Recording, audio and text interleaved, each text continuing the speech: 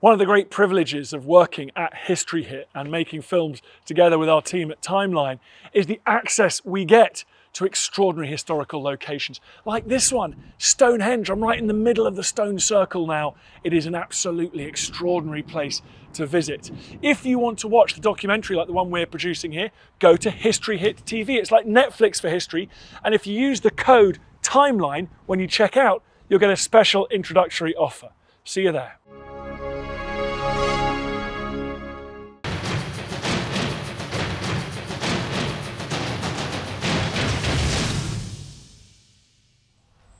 We've come to the Blackdown Hills in Somerset, and I'm standing in the grounds of Whitestaunton Manor. And at the bottom of these sculpted gardens and the beautiful lawns lies this muddy, overgrown area. And predictably, this is what we're interested in, because underneath that greenery lies a 125-year-old mystery. In 1882, a series of walls, along with fragments of mosaic floor and pottery and coins, were discovered here, and this place was designated a Roman villa. But recently, a young archaeology student has been doing some investigating here, and she reckons the records are all wrong. In fact, so wrong that she thinks this isn't a villa at all. Is she right? And if so, what is this place? As usual, Time Team have got just 3 days to find out.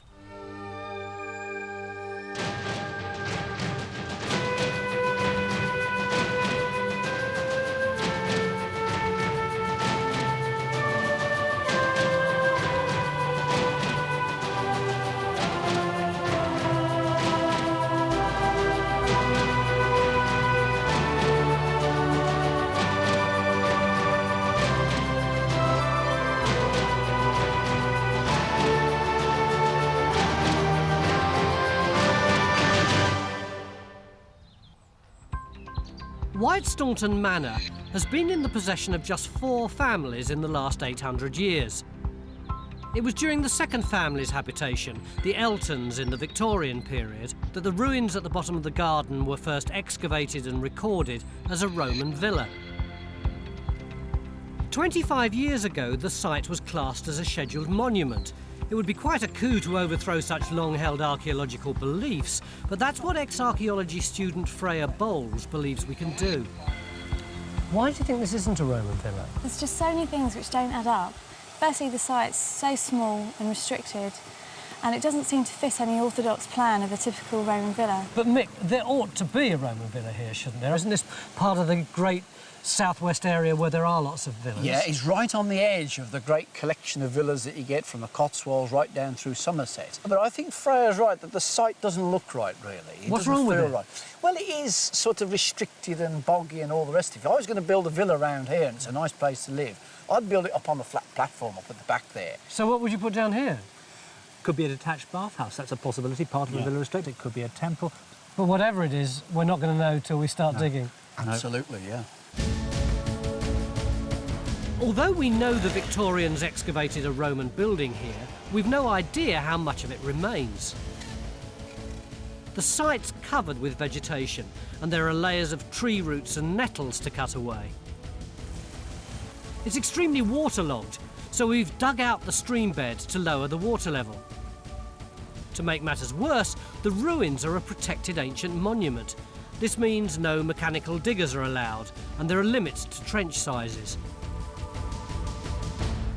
We've got some lovely rolling lawns, Phil, but actually we're pretty constrained about where we dig, aren't we? Too right we are, Tony. I mean, the site itself is very, very small. And within that, we've got a very, very restricted amount of meterage that we can actually dig. Bob, you're in charge of making those decisions. What are we allowed to dig? 2 small trenches, 4x2, but then on top of that, we can then negotiate a little bit around the edges. So what percentage of the site would that be? Maybe 10%. That's not much, is it, Phil? That is an incredibly small area. We haven't got any room to make mistakes. This is the scheduled area, and this is what 10% of it looks like. It's pretty small, but we can divide it however we like, and because the site's been excavated before, we're in the unusual position of having plans of the ruins to help us. We've got this Ordnance Survey map from 1886 and a more recent plan done by Freya. If they're accurate, then deciding where to put our trenches should be a breeze. To help us understand the function of the Roman remains, Stuart's looking for clues in the grounds and surrounding landscape. But before the ruins are even clear of vegetation, Phil's hit something solid. Oh, look at that. That's fabulous. That is wall, isn't it? First time I've ever excavated with a rake, but never mind. Now these must be the Roman walls, mustn't they? You've got a wall coming along there, sweeping along there and returning there. If this is a sample of what we've got to look forward to, we're in business. It's a relief to know the ruins haven't crumbled away, and after just 3 hours, we've revealed these walls. They match our floor plans, so we can get the first trench in.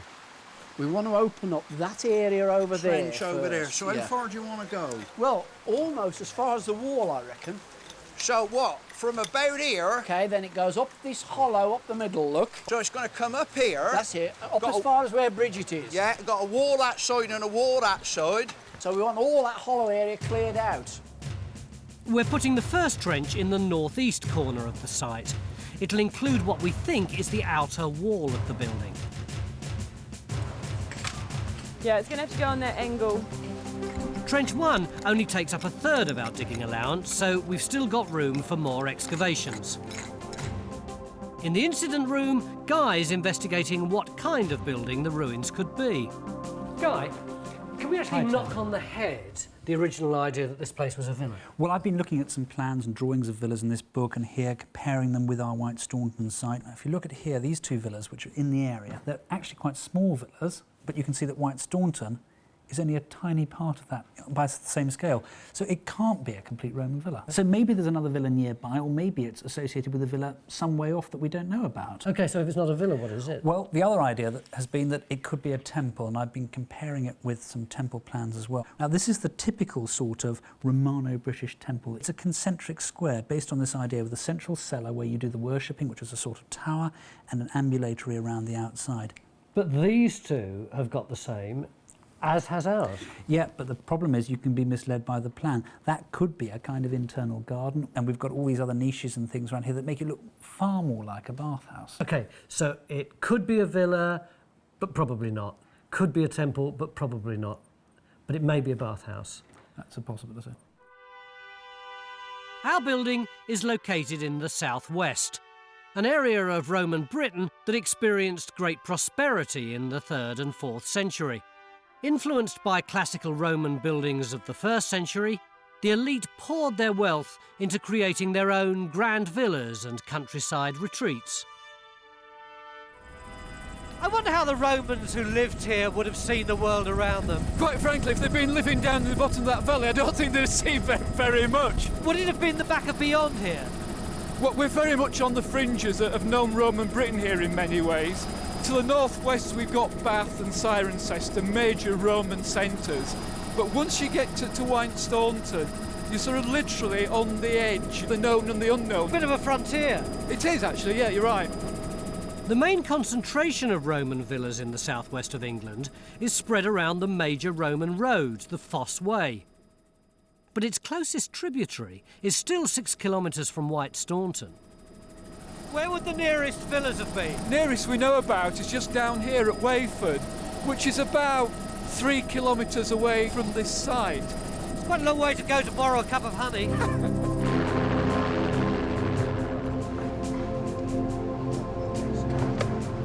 To help us understand the site, Mick's called in one of the leading villa experts in the country, David Neal. So we've got an isolated building down there. Yep. The nearest other villa's 3 kilometres away, and the nearest Roman road 6 kilometres away. This thing wouldn't have existed in isolation, would it? It definitely would have been associated with a dwelling house of some kind. So Right. where that is, of course, that's what we've got to find out. But a possibility is in the area of the present house. Right. You've had a look round. What do you reckon? Yeah, I mean, certainly this is a possible candidate. I Yeah, can't disagree with that. I'm slightly nervous of its geography. It's a very narrow little valley here.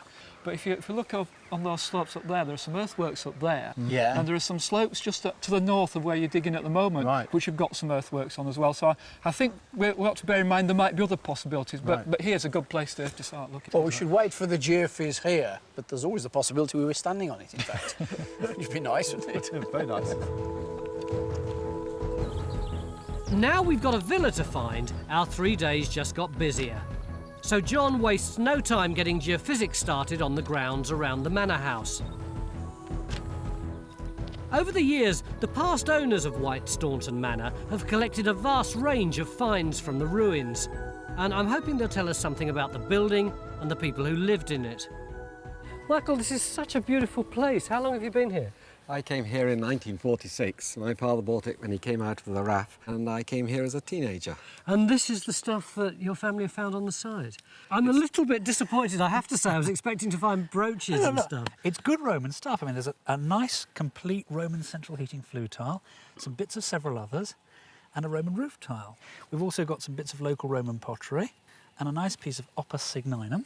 Oh, is that like the concrete that they That's used to right, use? good solid kitchen floor type material, or also in bathhouses. We've also got this lovely Roman column, and that's an absolutely classic example of a Roman column made of limestone from the Cotswold area. So I suppose perhaps our owner imported it down here. This stuff is in much better nick, isn't it? This is the material from the original excavations. It's now stored in the Somerset County Museum in Taunton. And yeah, it's lovely, big, well-preserved sherds, isn't it? So what does it tell us about the people who lived here? Well, it's a bit confusing, really. We've got material from all over. We have pottery from France, which we might expect to be imported, but we also have a piece from, well, made near Peterborough. We have material made on the Hampshire-Surrey borders, Wareham Pool Harbour in Dorset, as well as much more local wares. Would you expect to find such a wide variety of things on a site like this? On a site in Somerset, no, I wouldn't. This is much closer to the material I would normally expect to find. It's pretty monochrome, isn't it? It certainly is. All coarse cookingware vessels, really. So could this be someone who was pretty wealthy and so was able to import a lot of different things? Well, that's one possible interpretation, and certainly people could get pottery from all over the place, but to my mind, it's a bit like a collection of representative sherds, you know, good choice ones. And my eyes were immediately caught by this because it's made near where I live in the East Midlands. And it is fairly widespread, but not all the way over here. Why would such a disparate range of pottery be used in one building? It's baffling. But things are getting even more confusing in the ruins. In Trench 1, Phil's come down onto a floor, but David doesn't think it's Roman. Look, you see this stuff here? It looks like sort of a concrete. Well, it is concrete, isn't it? It's not the usual sort of what we call opus igninum. So how do you know it's not opus igninum? Well, there doesn't seem to be enough crushed tile in it. It seems to be an aggregate of lime, mortar, sand and concrete. Very little tiny bits of brick. Because it's usually that sort of pinky colour, That's isn't right, it? and this isn't very pinky, as you can see. It's much more, you know, like ordinary sandy concrete. And it's looking very wet, David. Yes, there seems to be a culvert or stream coming through the other side of this wall, and we assume that it's running underneath at this point. I find it difficult to imagine why the Romans should build a bath suite over a stream like this. This site's turning into a puzzle. We know it's not a villa, but it's not an obvious shape for anything else. The finds come from all over the country, and now it looks like the floor isn't even Roman. With such conflicting evidence, we can't take anything at face value.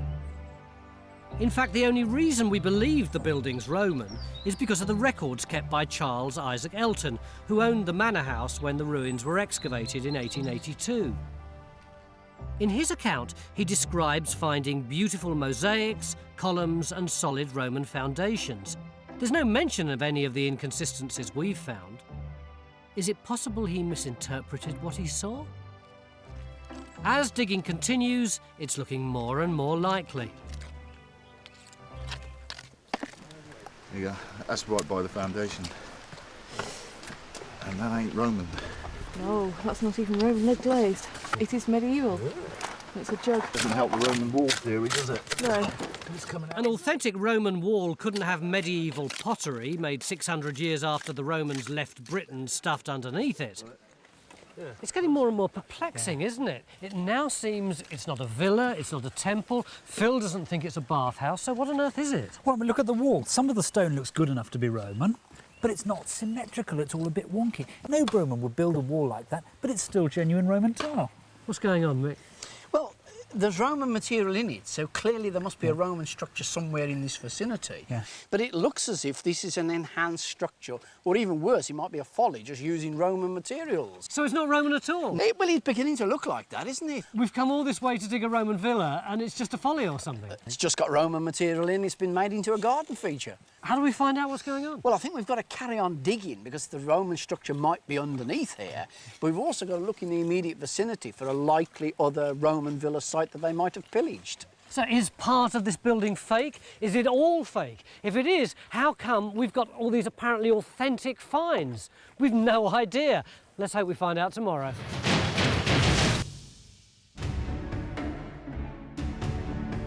Yesterday morning, we came to Whitestaunton in Somerset to investigate a scheduled Roman villa excavated in 1882. Yesterday afternoon, we determined that the stones of the ruin were Roman, but the Romans hadn't put them there. It looked like we'd come all this way to discover the whole site was built by Victorians as a garden folly. But this morning, underneath what we thought was Victorian concrete, there's yet another twist in the tale. Phil, what have we got? Well, we've got the whole trench and it's absolutely covered in the most enormous slabs of stone, which we think actually might be Roman. Hang on, how can these slabs be Roman, David, when yesterday afternoon you said that that pinkish stuff there wasn't Roman but was probably modern? I was wrong. Oh, fair enough. And I'm pretty certain that we are looking at the genuine Roman floor, the opposite line of the floor, with these huge blocks. OK, Phil, they may be Roman blocks, but how can we prove that the Romans put them here? The answer really lies down there, Tony. That big pool of water. If we can show that the layers carry on down, then that's a fairly good bet that it's going to be Roman. If it just is a raft of big stones, then it could still be Victorian. Well, while David and Phil are trying to solve that little problem, Bridget's opened a vast trench over here. Bridget, it's a heck of a trench you're putting in here. Why have you opened it up? We've opened it up to find any conclusive evidence that the Romans were here, and if they were here, what were they doing here? We've got Phil's trench number 1 here in orange. Yeah. We've now moved and put in a trench over this area here, which is based on Freya's plan. Freya, you getting your hands dirty? I sure am. Were you a bit disappointed yesterday when you discovered that we got a Victorian folly? I guess I was slightly disappointed. But we've agreed with your theory that this isn't a Roman villa. Oh, absolutely, that was the main thing. If you could dig anywhere on this site, in the best of all possible worlds, where would you dig? For me, the important part would be this centre here. If we establish whether this is actually a bath or part of a room, we might have further clues to the function of the actual building. Bridget, is there any reason why we shouldn't explore down there? I think it's a pretty damn good idea that Freya opened that in here, because I certainly don't want to get in a boggy mess. The boggy area's all yours. Great. Freya's muddy hole will have to wait. Because of our restricted digging allowance, we're being extremely picky about where we put our trenches. At the moment, we're concentrating on trying to find Roman foundations in Phil's trench and getting started on Bridget's trench that extends from the centre of the site out towards its eastern edge, taking in this semicircular feature. Although we now think the floor is Roman, we still have to decipher what the Victorians were doing building on top of it. But whatever's going on, we believe the ruins are associated with a nearby villa, and Geophysics spent yesterday hunting for it around the manor house. You've managed to get quite a big area done around these gardens, haven't you? Yeah, well, I mean, we've done all the lawned areas now. Yeah. This side of the house and extending right beyond the other side.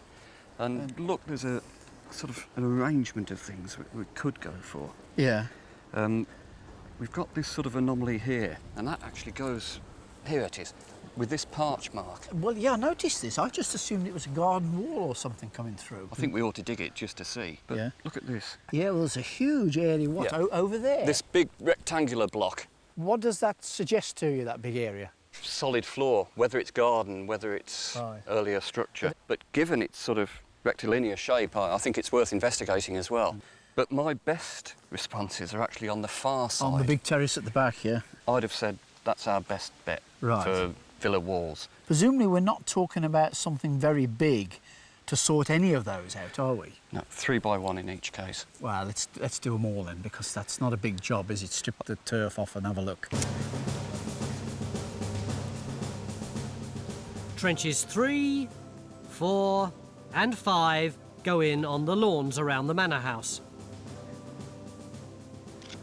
Back in the ruins, the stream running underneath Trench 1 is slowing down the excavation. But at last Phil and David can see through to the floor's foundations. They're definitely Roman, and that's not all. Well, I think we've got the bottom of this stone column, this pier here at this point, Phil. You've got the bottom on that side? Yes, because look, you've got that piece of box tile actually used as packing underneath it. There, well, you see. Well, we've got the bottom of this slab on this side as well. So we've got this. So we've got this like a flue running through here, haven't we? Well, you said call it a flue. Does that mean to say you think it is a hypocaust? I think it is. It's a shallow one, very shallow one, but bearing in mind the amount of water around, perhaps that's all they felt they could cope with. So what you're suggesting then is that wherever you get 4 slabs like this meeting together, like there and there, that's right. You've actually got a stone pillar underneath, right. These stone piers separating a series of flues. Absolutely. So I'm quite happy to call it a hypocaust.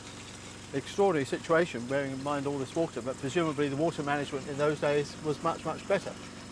So it was drier. A hypocaust is an underfloor heating system used widely by the Romans.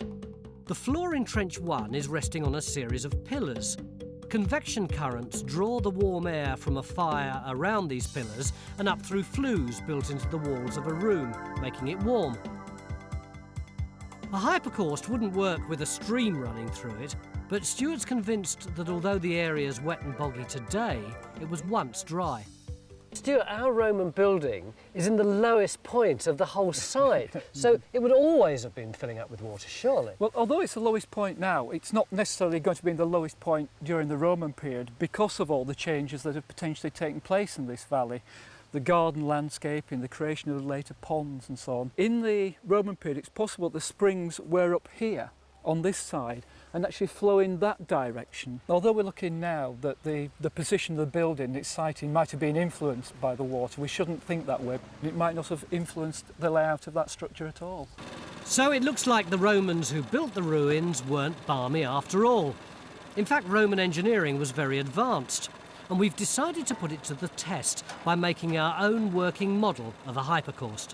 What are we actually doing? Well, we are going to. It's a small-scale model. It's of a typical hypocaust. But we're not trying to replicate a Roman structure because we're using modern materials, aren't we? That's right. You've got to select the most appropriate materials, the bricks, the tiles, and so on to suit. But the principles are the same: hot air flue.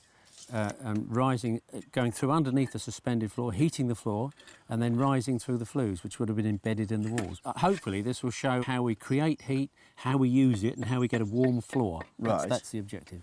Well, I think it's a bold experiment, but yes. So let's see how we get on. It is, yes. We've dug a metre-deep hole and are laying the bricks and tiles for the furnace and pillars. A Roman hypocaust could take months to build, and in 2 days we don't have time to build a whole room, so we're aiming for a hot floor. The owner of the manor house has been incredibly relaxed as we've dug up chunks of his grounds, and I've just found out why.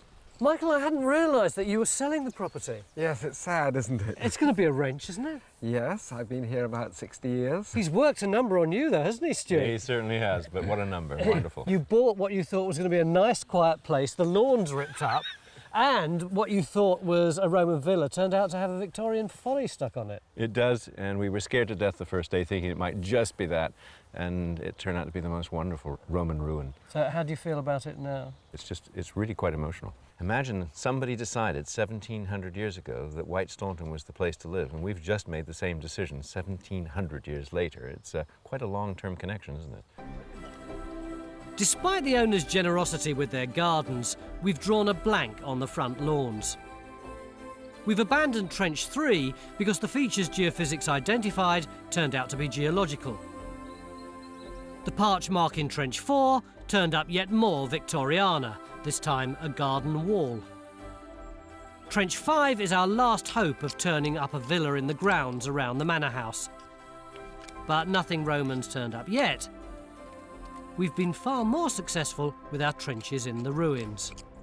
We've got a terrific range of finds here, but do they really help us sort out what's going on the site? Straight answer is no. In anything, they've complicated it hugely. Oh, we know crikey. we've got a genuine Roman building there, no doubt about that. The trouble is that a lot of what we found above that and around it doesn't seem to go with it. We've got all these lovely hypocaust heating tiles, but the problem straight away is, if you see the keying on here for securing them to the walls, they're all different. When you build a Roman building, you hire a tile manufacturer to come along. He will build a kiln fairly nearby and produce a batch of tiles. So you get a uniform collection, in fact. Very similar sort of thing. Right. The fabrics are different as well, so I don't believe these have all come from this one building. So it's very odd. Clearly there is a Roman site there, and some of this must relate to that. And clearly there's been a later folly built, and some of this relates to that. But for the Roman site itself, it's still not making a lot of sense, is it? No, it's just got curiouser and curiouser. To try to unravel all the contradictions, Guy's teamed up with buildings historian Jonathan Foyle. And together, they're delving into the records of the 1882 excavation. Whether it's open or closed is a Hi. Hi there. What do we know about these 19th century excavations on the site? We have got Charles Elton's original account of the excavations. Right. Now, he does describe an atrium or inner court, he says, which was probably roofed in against the inclement weather of that land of clouds and rain. There seems to be precious little documentation, an awful lot of character, doesn't there? Personality coming out in this. And he didn't even do the excavations. Oh, who did then? Well, I believe it was a fellow called Major Davis. Ah, the guy who cleared the baths at Roman Bath, yeah. He was a bit dodgy, wasn't he? Well, probably not by the standards of his day, but he didn't seem to keep meticulous records, and he doesn't seem to have kept any records at all of the excavation. How much of Elton's report is fact is hard to say. But we do know that authentic Roman materials from all over the country have been used within the ruins to create Romanesque building features. So it seems likely that Elton used finds from far and wide to dress up the ruins and slap the whole pick and mix together with telltale Victorian concrete. Is it actually easy to sort out the Victorian stuff that's going on here, or is it a real problem? It's a problem, but you just got to be aware of it. Yeah, you right. can't take anything at face value, because these tiles, they are real Roman tiles, except in that they're stuck together with Victorian mortar. Now we understand how to interpret the ruins, we're clearing away the mud from the walls to find out which of them were laid down by Victorians and which by Romans. Throughout the afternoon, Bridget's trench has been coughing up lots of loose tesserae. They're Roman, but we can't be sure who put them there. But the good news is that with most of the mud gone, the floor plan is really coming through, and we should be getting closer to working out what the building is. Now, if we could just find a villa. Matt, how are you getting on here? Well, all the finds from this trench so far have been 18th and 19th century domestic stuff. So you've only got about another 1,500 years to go, and you're in Roman. A while to go. We do have this flint feature going across here, though. Which you see compacted flints there, and then this side's just blank, but no evidence for it being Roman yet. So it looks like there are no Roman features in the lawns around the manor house, except, of course, for the Hypocaust we've been building.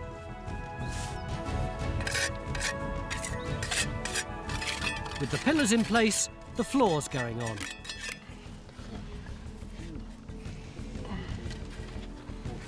So this is it? Not quite. Very close, though. The business end, then. That's right, that's where we light the fire. Can you see the pillars? Oh, wow. Yeah.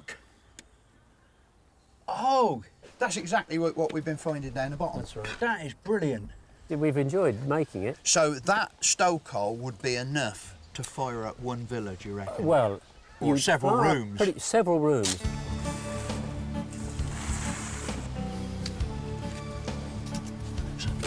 I'm sending up a smoke signal.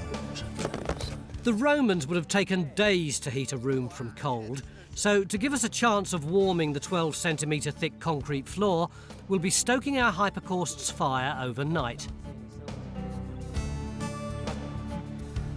Before we can call it a day, we need to find out if Trench 2 has cleared up any of the confusion in the ruins. David, have we got any Roman walls that go with those good Roman floors over there? Oh, definitely. For example, here we've got the remains of a Roman wall, but of course these foundations have been used, and all the Victorian walls have been built directly on top. But there's certainly a genuine wall running through. It's running through here and then turning. And what is more, we've got the remains of a tessellated pavement. Here are the tesserae here, and the remains running through Oh yeah, here. I can see a little row of That's 4 or right. 5 of them there. And these are examples of the tesserae, or cubes, of the mosaic. So we've got white, blue and red Yes. ones in there. And quite a fine mosaic. They're quite small tesserae. OK, we now know that it's genuinely Roman, but how do we find out what sort of building it is? Well, I think the key lies in this area behind you. We need to understand exactly what this is, and to follow these walls that seem to be running through here. Yeah. You can see the wall continuing through and how they relate to this morass behind you. Possibly with mosaic on the floor? Originally, yes. So the key to understanding this whole site tomorrow lies in here. But are we going to be able to dig enough trenches to find out exactly what it is? Will we be able to stop the water coming in? You can see the state I'm in already. Will the weather hold? Join us after the break. Beginning of day 3 here at Whitestaunton in Somerset, and at last we've proved we've got a Roman building here. And this morning our archaeologists came up with some really intriguing finds. What have you got, David? Well, we've got this wall running through, but associated with that wall with large numbers of tesserae underneath this water, which are running through underneath this mud. Clearly these tesserae are paving a floor of something of high status, and we need to establish exactly what it is. OK, we know it's high status and we're sure it's not a villa. So what is it? We've got about 7.5 hours left to find out. The key to the ruins may be under the mud, but the Roman villa we believe it's associated with doesn't seem to be buried anywhere. We've drawn a complete blank digging around the house, and with less than a day left, the pressure to come up with a new plan is mounting. Oh, that's good. Where's that then? These are water pipes in the car park. Oh, right. So you've carried on looking in the areas around, have you? Yeah, I mean, we've gone beyond the lawns now. Right. Stuart's given us 2 or 3 fields to look at, and to Right. be honest, we're not finding a lot. No, I feel quite concerned about this because we seem to be looking for the context of this in the area around and not actually No, all we've done is hitting it, isn't it? All we've done is dig here Yeah. and further away. Yeah. I feel that any Roman villa, if there was one, would have been part of this structure, connected to it, or very close by. That's my feeling. We've done a lot of work in the scheduled area, and we've done a lot of work in the surroundings looking for a contemporary building. What we haven't done is look immediately adjacent outside Absolutely, the that's scheduled right. area. Yeah, but there's not a lot we can do for you. Well, I appreciate that, John, because I mean, there's a hell of a lot of trees all around this site, and you won't be able to get under there, will you? Yeah. But there's no reason why we couldn't dig a trench and just see if walls are heading off in that direction. No, absolutely. And that's the only way we're going to find out, isn't it? To find out if our ruins are attached to a villa building, we're putting in Trench 6 adjacent to the ruins. This ground falls outside the scheduled area, so there are no restrictions to digging. I've been doing some digging of my own, and I've got a surprise for Mick. I've got something for you. Yeah, what's that? Do you remember a day 28 years ago when you were young, dark-haired Mick Aston, county archaeologist for Somerset, and you wrote this letter to the Ancient Monuments Inspectorate, which says, there's this site that I would like you to visit and examine as a matter of urgency in order to have it listed. You were responsible for having this site listed. Scheduled as an ancient monument? Yep. Really? Yeah. Do you not remember coming here? I do remember coming here because I think I've got a slide at home, which is very dark under the trees with lots of moss and so on. So I know that I came here, but no, I mean, I don't remember writing that. Do you think when you first came here you would have realised quite how complicated the archaeology was? Oh, no. I mean, I would have just assumed what we were looking at was Roman. So this whole site might have completely disappeared if it hadn't been for this man and this letter, and he can't even remember it. There's been a lot of wine flowed since then, Tone. Both David and Freya believe we'll only understand what the building is if we excavate the square feature in the centre of the ruins. So Phil's leaving the Hypocaust in Trench 1 and starting Trench 7 over here. We appear to be pretty much on the limit. What we can't afford is a big area strip. No, I think you're right. Because of our limited digging allowance, this is going to have to be our final trench within the ruins, so the success of our entire excavation depends on us finding some answers under the mud. This site's been completely transformed since we first got here, and it's incredibly difficult to work in. These duckboards are really, really like ice, and the actual mud is really claggy. It's hard to see how you can find any archaeology at all in this kind of stuff. If there's anything that would put you off working as an archaeologist, it would be spending a few hours here.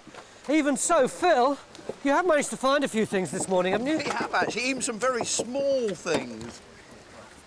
This is our real star find. It actually tells us that the building had painted walls. What is this? It's a piece of painted wall plaster. You can imagine just how vivid the building would have been with walls like that. It isn't one of the biggest finds you've ever had, though, is it? No, but it is so informative. And of course, look, we've got some more tesserae as well. So this is a good site? It is absolutely a cracking site, Tony.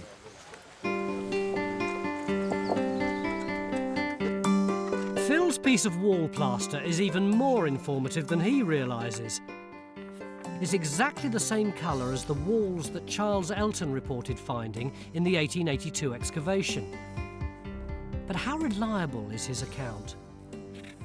I've not seen either of you two on site this morning. Have you managed to get anywhere on the bloke who discovered this place? Found out quite a bit. Do you want to know what he looked like? Yeah. Tracked down this picture of him. Oh, Done you're in kidding. No, I did. 1887. This was published, so just a few years after the place was excavated. Quite a fellow, isn't he? Isn't he just? What sort of bloke was he? Well, he was a lawyer, he was an antiquary, he was an MP. Would he have known much about archaeology? Definitely, it was certainly one of his major interests. He knew his classical sources like the back of his hand. He knew Latin and Greek. He was an extraordinarily well-read man, very highly educated. But if he knew about classics and archaeology and stuff, how come when he describes this ruin, he got it all so awry? Well, I've been going through his description carefully, and it may yet match the site. It doesn't seem to at first. Jonathan's drawn a floor plan based on Elton's description. Let me explain. He mentions there is an atrium. He says that there are the remains of columns found in there. There's an arch on the back of it as he sees it, which leads into 3 rooms, one of which has an apse that he thinks may be a sacrarium, a place of domestic worship. He's much vaguer about the areas to the west that he says are kitchen and furnace, and then the hot baths, which are way over, probably double the area of the present site we're on. So we've got Freya's plan here, which is just this bit. That's just the eastern half of the site. We're digging here, but Jonathan believes that Elton's describing rooms that extend over here. If that's correct, then our ruins could form part of a larger villa almost twice the size of our present site. Trench 6 has exposed yet more Victorian garden features, so with Elton's account as our guide, we open up Trench 8 to the west of the scheduled area.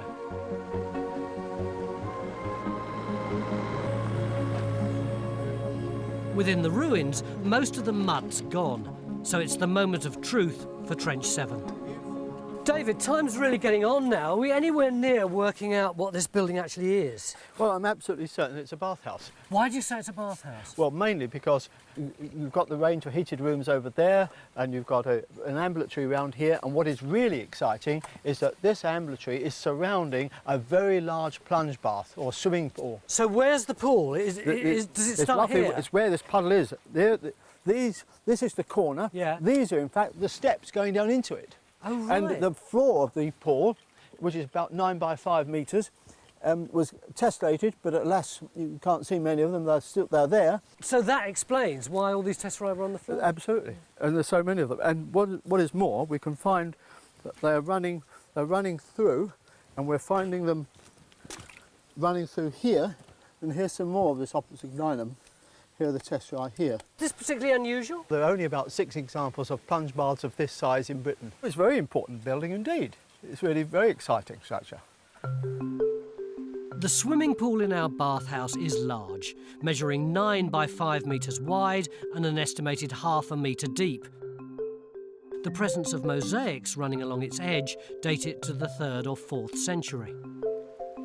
Now we've got the central piece of the puzzle, the rest of the site's falling into place.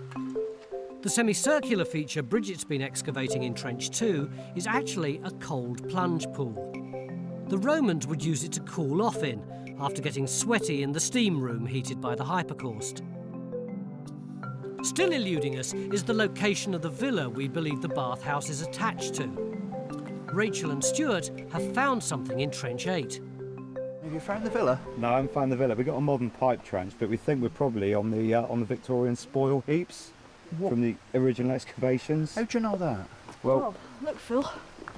We've got this lot. Bits of Roman tile, again. Opus Signinum concrete. Wall plaster. and a Victorian button off of a chap. With no evidence of the buildings Elton described, is it possible that the bathhouse is a standalone structure? Well, if it's a villa standard bathhouse, then where's the villa? Well, I don't think it's here. We've looked all round this area in the places there could be a villa. Yeah. We found absolutely nothing at all. There are instances of quite elaborate remote bathhouses with no living accommodation attached to them, like that place Whitley Grange in Shropshire. Now, there is no villa to go with that. No one's ever found it. No, but you do have some fairly large rooms associated with that building. Yeah, but there's still no house, is there? Well, no, but that doesn't mean to say there isn't a house fairly close by. The areas it can be close by are actually quite restricted here because it's a very steep valley, and if you want access to it, you've got to make it practical for yourself. But I mean, there's another matter here as well, David, is if you look in the landscape roundabout and the records, there's lots of evidence of ironworking in this area. Yeah. There's an industry going on here in the Roman period. Yeah. I would suggest that what you've got is a detached building here which services a wider community. The number of villas and facilities of this status which are associated with industrial activity in Britain can be recorded on the fingers of one hand. I still maintain that associated with a building like this has to be a dwelling house, has to be facilities for eating, cooking. But that's not necessarily a villa though, is it?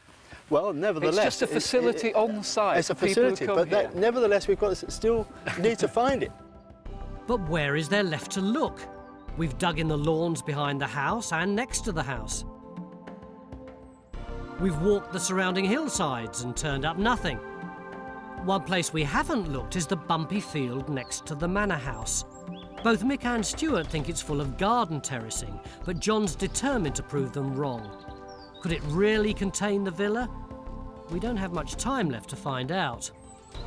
The clock's also ticking on our Hypocaust experiment. It's been burning through the night and has just a few more hours to go before we test its floor.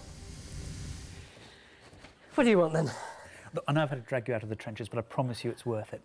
You know that we were blaming Charles Isaac Elton, the chap who found this, for turning it into a Victorian folly? This guy, yes. Yeah.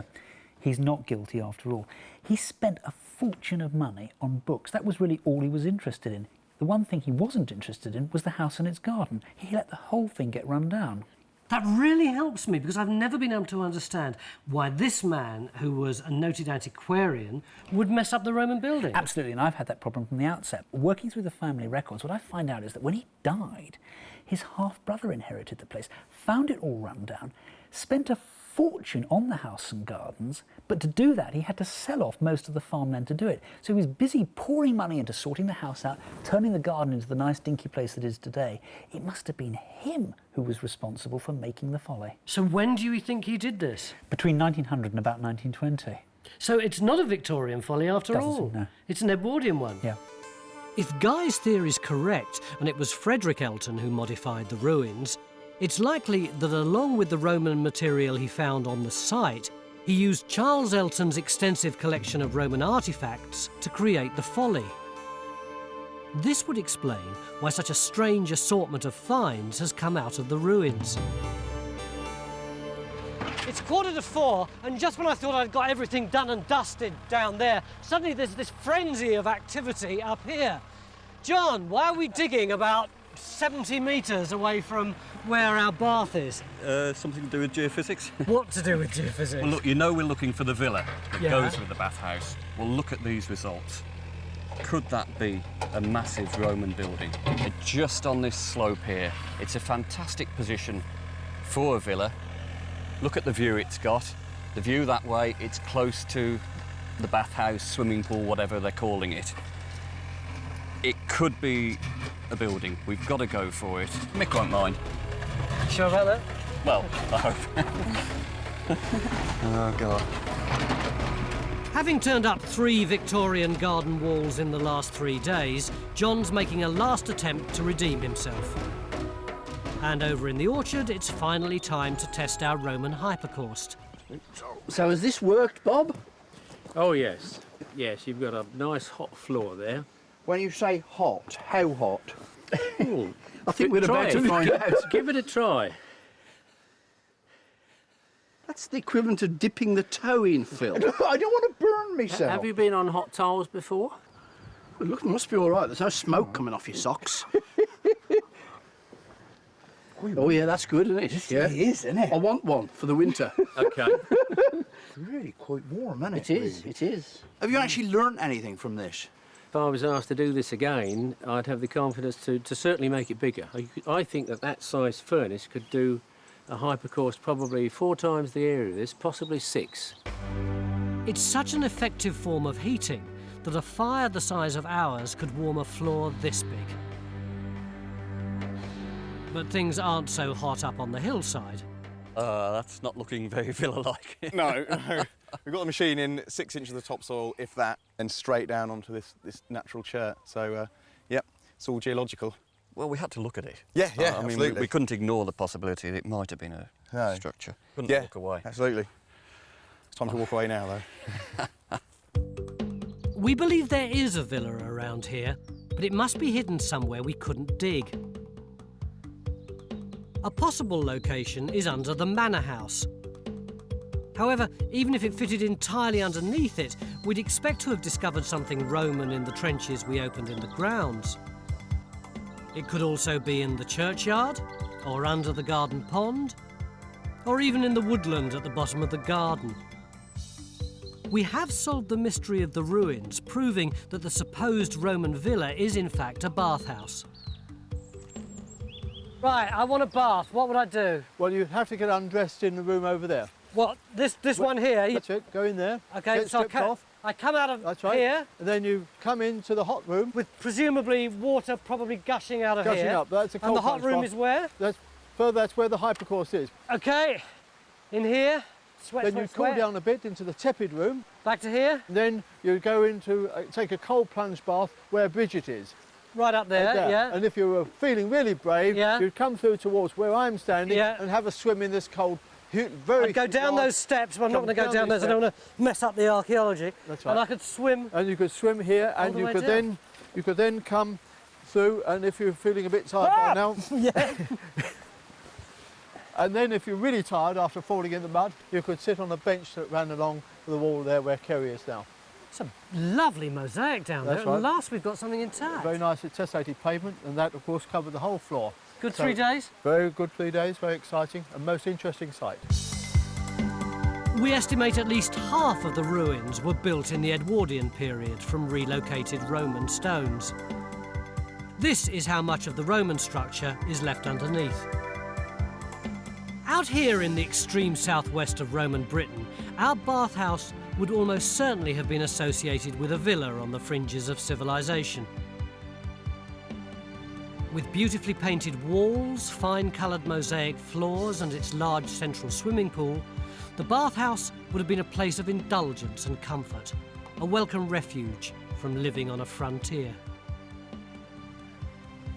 I don't think we've ever dug a site before where we've had genuine Roman archaeology side by side with creative Edwardian reconstruction, but sorting out this little concoction has been the big challenge over the last 3 days. No villa, but I'm glad to say that the end result of our Battle of the Bog has been this.